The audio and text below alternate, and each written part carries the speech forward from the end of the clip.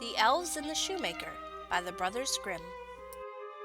There was once a shoemaker who worked very hard and was very honest, but still he could not earn enough to live upon, and at last all he had in the world was gone, save just leather enough to make one pair of shoes.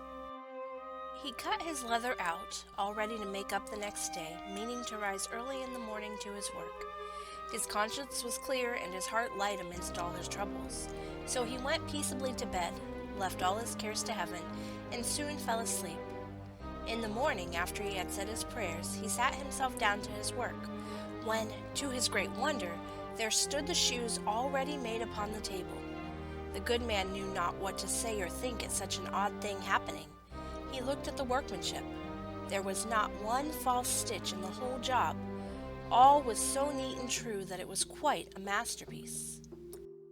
The same day a customer came in, and the shoes suited him so well that he willingly paid a price higher than usual for them. And the poor shoemaker, with the money, bought leather enough to make 2 pairs more.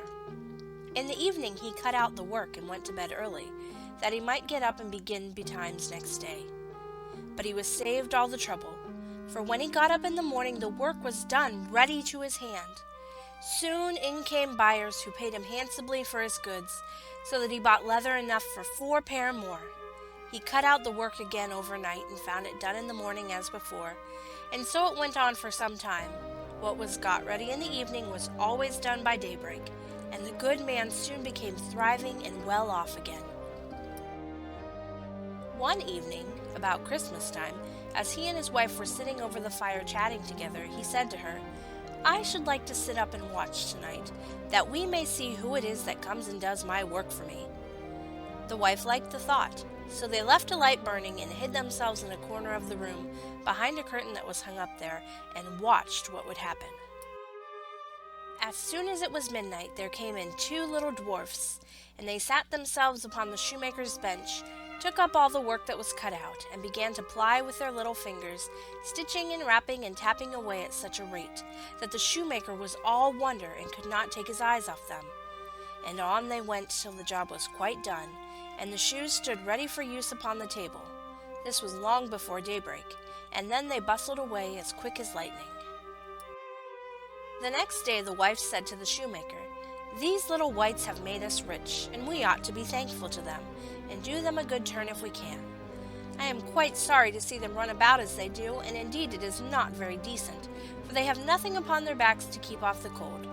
I'll tell you what, I will make each of them a shirt, and a coat, and a waistcoat, and a pair of pantaloons into the bargain, and do you make each of them a little pair of shoes." The thought pleased the good cobbler very much, and one evening, when all the things were ready, they laid them on the table instead of the work that they used to cut out, and then went and hid themselves to watch what the little elves would do. About midnight in they came, dancing and skipping, hopped around the room, and then went to sit down to their work as usual. But when they saw the clothes lying for them, they laughed and chuckled and seemed mightily delighted. Then they dressed themselves in the twinkling of an eye, and danced and capered and sprang about, as merry as could be, till at last they danced out at the door and away over the green. The good couple saw them no more, but everything went well with them from that time forward as long as they lived.